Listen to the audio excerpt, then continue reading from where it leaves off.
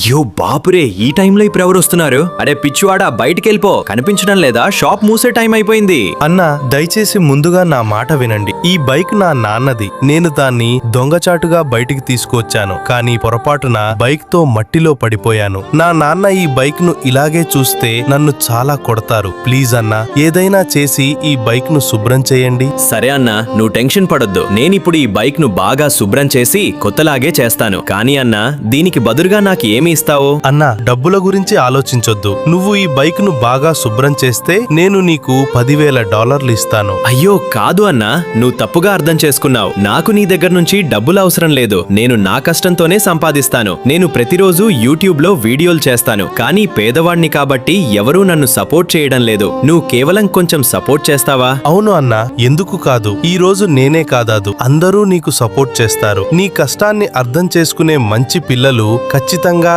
ఈ వీడియోను లైక్ చేస్తారు, ఛానల్ ను సబ్స్క్రైబ్ చేస్తారు, మరియు కామెంట్స్ లో తమ అమ్మ దీర్ఘాయుష్షు కోసం ఒక ఎరుపు హార్ట్ పెడతారు. ధన్యవాదాలు అన్నా. చూడు అన్నా, నీ బైక్ ఇప్పుడు దాదాపు కొత్తలాగే అయిపోయింది.